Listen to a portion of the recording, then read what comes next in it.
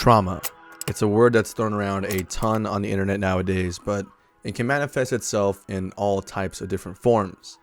Maybe you've endured a bad relationship that's led you to developing some trust issues, or perhaps you've had your fair share of bullies growing up. Well, what about being neglected as a child to the point that your parents can't see you for who you are?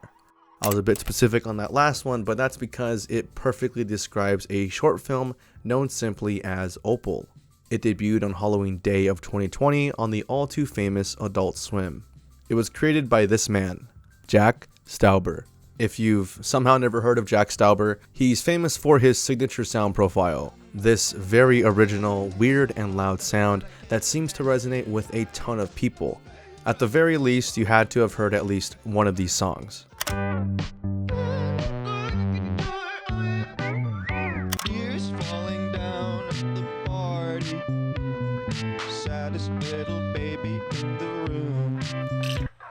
But we're not here to talk about his other accomplishments. We're here to talk about this, Opal, a 12-minute short that, despite its small length, manages to pack an entire story and history of childhood trauma that has been pent up in this tortured, poor child. In the short, you get to see this character struggle to cope with a dysfunctional family made up of a complete narcissist, a dying smoker, and an alcoholic mother.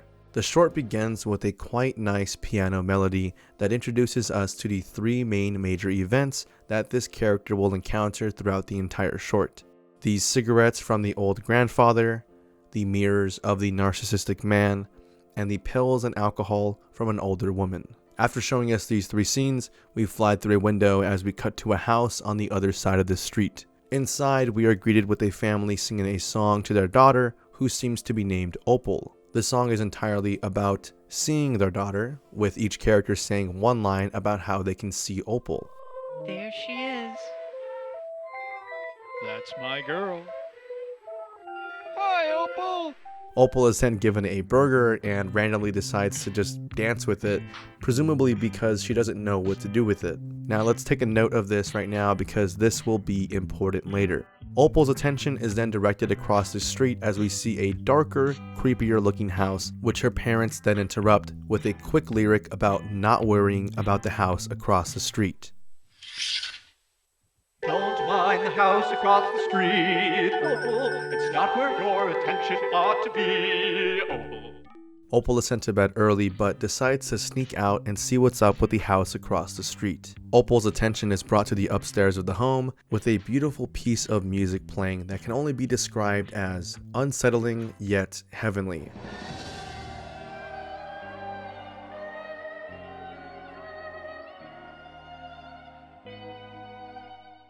As she makes her way to the front door, she is scared by a bunch of lights shining on her, which forces her to rush inside. This catches the attention of this blind man, asking her to bring her his cigarettes, noting the following. Claire, is that you? Come here, I need you to bring me my cigarettes. Don't think about hiding them again either. I know it's you who's doing that. Then we break into an absolute banger of a musical number where the man begins to sing a song about how it must be easy to breathe on TV. And you know what? Why even explain it when we can just sit here and vibe?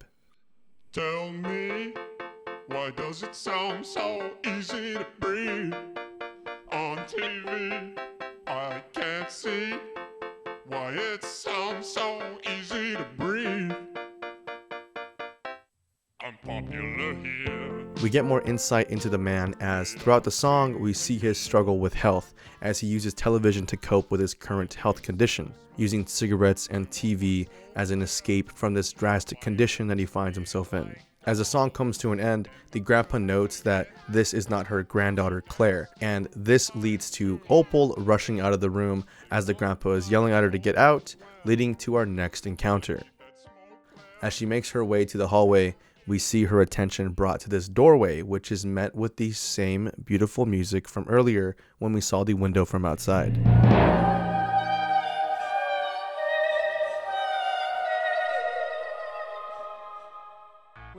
Just then, she is interrupted by this man in a room full of mirrors, who begins talking entirely about himself. This entire scene, the man basically has a conversation with himself, never allowing the kid to even get a single word in. moving so fast from point to point, comparing himself to the kid, even insulting her ankles and saying that he's glad he doesn't have them. Taking themselves. I actually look really good in that. Glad I don't have your ankles though. Nothing against them. Never mind. Sorry, my brain. Fix it. I often find It's myself. kind of unsettling how the music jumps from scary suspense to airy and cheerful within seconds of each other, which I will come to talk about later. Just as this convo is coming to an end, he cuts to a musical number about his personal insecurities and overt narcissism. You wanna know I get so worked up? I'll just tell you. They turned me down, now I live my nightmare. Gotta be seen by someone out there. And now I sit here in reflection chamber, fixing myself so that all can see. With tons of references to how beautiful and godly his skin is, noting that life is just a costume away. Clearly putting emphasis on the fact that this man has had some deep event in his life that has led him down this path of constantly being on edge about his physical appearance, to the point that he now sits in a reflection chamber, a metaphor on how caught up in his own life the father is. As this musical number comes to an end, the grandfather comes up, scaring Opal, which forces her to run into the next door, shutting it closed. A hand then suddenly grabs her legs, which appears to be from this woman who is clearly a drunk. The older woman begins stating how terrible she feels, telling Opal that women like her and Opal just survive. I feel terrible for all the things. I feel terrible. You and I don't live, Claire. We survive. The woman begins singing a song about how she needs her little girl to take care of her. Mama needs a little girl to land on. Mama needs a little girl to fall in her arms. This scene then goes out of whack and Opal manages to get away from the situation, running upstairs to the safe haven that we've seen alluded to in the entire short. She finally gets upstairs to this room and locks the door by pushing a chair up against it. It's during this scene that the viewer is then hit with the realization that Opal isn't actually the name of this character. Her name is actually Claire, Claire being the name that everyone in the household has been calling her by. The name Opal comes from this billboard named Opal's Burgers, and on it we see the main family from earlier in the beginning of the short. A manic realization begins to set into Opal after she has to come to terms with the fact that she has a real family that is completely unlike the fake family from earlier. Amidst all of this pain and suffering, she manages to tuck her head into her lap and force her mind to escape the reality that she's in, with her fake family singing to her, presumably calming her down. We then zoom out of her fantasy, seeing that it's all in her head, as the family in the real house needlessly bangs on her door, wanting attention from her. Zooming out so much, revealing that there was never a house across the street, further confirming it's all in her head. The amazing thing about this short is the small amount of details that add to the overall theme. Claire is the byproduct of a truly neglectful family. One of the biggest symbolisms in Opal is the fact that none of her family sees her. The grandfather is quite literally blind, so he's unable to see her. The mirror man, which is her father, is so caught up in his own life that any small sliver of a chance at seeing his daughter is met with him readjusting his mirrors, which I took literally and figuratively, with the adjusting of the mirrors possibly referencing to how adults will reinforce their priorities and leave the kids at the bottom of that list. And then we see her mom, a deprived alcoholic druggie that doesn't want a daughter for normal motherly reasons. She wants a daughter that she can use as a therapist, someone to go to with her struggles, completely flipping the parent-kid dynamic on its head. Usually we see the parent taking care of the child, but in all cases of Claire interacting with her family, it's Claire taking care of them. She talks her mom through her obvious depressions and relapses. She gives unnecessary attention to her dad, who just talks to himself the whole time, and is constantly used by the grandpa just to get his cigarettes. While we're on the topic of the grandpa, watching the short film for the first time, this small line might slip past you. Claire, is that you? But watching it a second time, you'll realize that the grandpa genuinely doesn't recognize his own granddaughter, which is far more disturbing than the initial reaction you might see at first glance. And all of this has a drastically disturbing effect on Claire herself. She's so neglected by her parents physically that she is also clearly malnourished, as when you compare her looks to the kid on the billboard, it's almost obvious how not well fed she is. And what's more disheartening is the fact that it makes sense when you spill out the facts. Her mother is unfit to take care of her due to being an addict. The grandfather can barely take care of himself, so how is he supposed to take care of Claire? And the father only really cares about himself, so who is left to take care of her? No one. Even smaller details such as the way that she walks inside.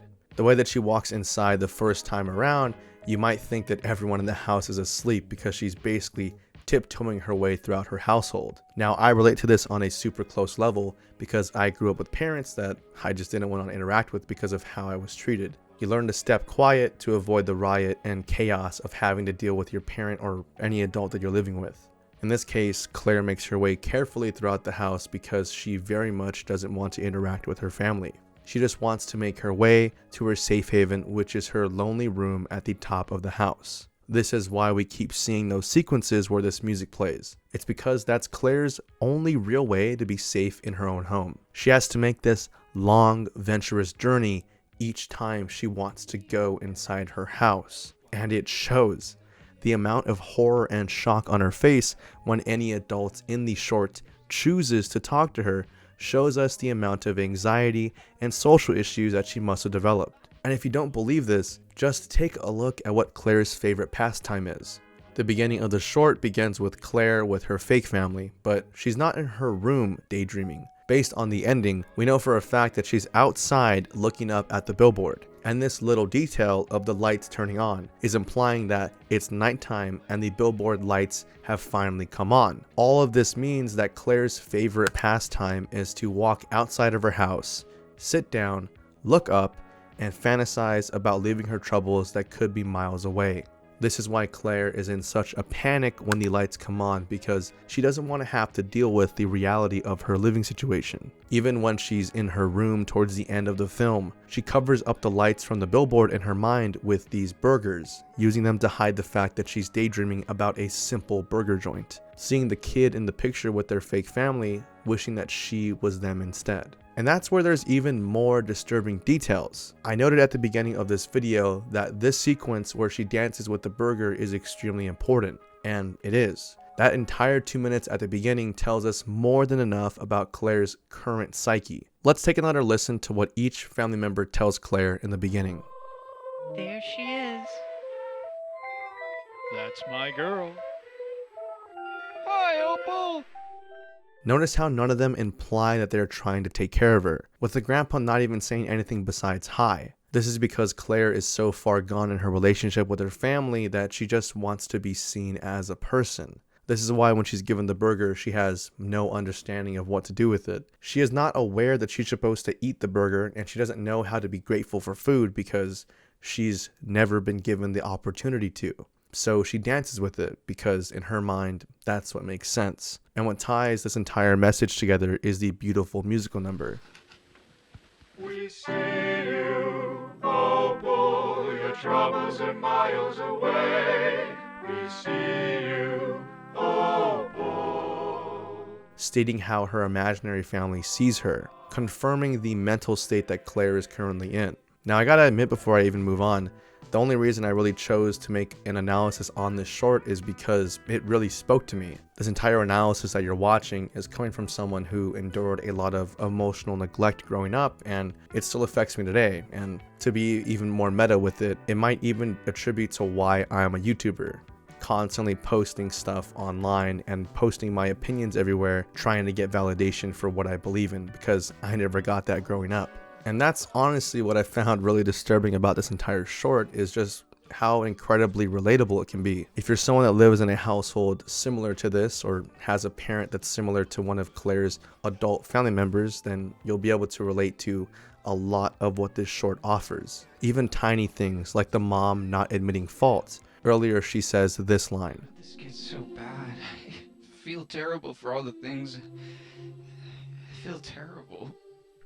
Notice that she stutters. She's about to admit fault, saying that she feels terrible for what she's done, but she stops herself. Because people that are like this, people that cause their own problems and cause their own emotional turmoil, never accept responsibility. Instead, they choose to blame other people for their problems, and what's even scarier is that it can come in all types of different shapes and forms. For example, you might have people like the dad, who genuinely on the surface, if you really listen to what he's saying, he's not a terrible person. He seems like a very innocent man that went through some kind of event in his life, whether it was his wife beating him, as it kind of alludes to that in the short. If you guys pause during this sequence, you actually see what his real face looks like. And you also get to see later in the video when the mom's musical number is going off, you kind of see her hit the dad with something, clearly implying that there's more going on behind the scenes. But these households exist. People walking into their house not knowing what's going to go down,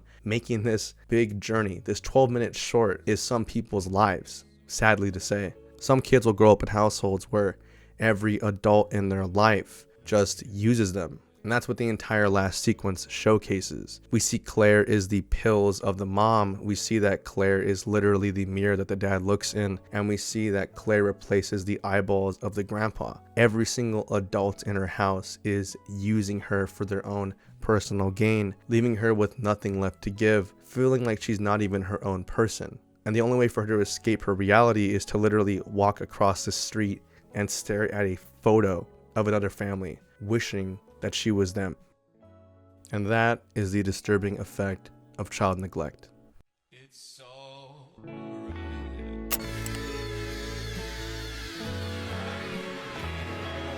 Everything's alright. Let me know if you guys enjoyed this analysis. I'll make more in the future on whatever I feel interested in. If you guys want to leave some comments down below on stuff you want me to take a look at, I will definitely look at those. No promises though on if I'm going to make a video on them or not. This one took a while to come out because I really wanted to hone in on what exactly I wanted to say when it came to Opal, because I really liked it, and obviously it really spoke to me on a personal level because I've been through not the same level of stuff that Claire goes through in the short, but I would say I've definitely dealt with emotional neglect growing up, and it has had a lot of side effects on me. So I'm glad I get to open about that and actually talk people through my thought process when it comes to seeing shorts like this that kind of delve in these same topics that I feel like I've dealt with a little bit in my life. Now, we can't end today's video off without doing the patron shout out. Thank you to everyone that has joined the Patreon. Honestly, thank you guys so much. As of making this recording, we have about 6 members in the highest tier on the Patreon. Again, if you guys are not subscribed to it, consider subscribing to it, as it's hard for me to get monetized because of the content that I produce. I realistically only get monetized on like these video essays and my icebergs, but the Disturbed Media series, which is like the most popular series on my channel, almost always gets demonetized or limited ads. So if you guys want some behind the scenes content, some exclusive content, or 1-day early access, go ahead and head over to the Patreon and subscribe to one of the tiers. And with all of that said, I will see you all in the next video. Thanks for watching.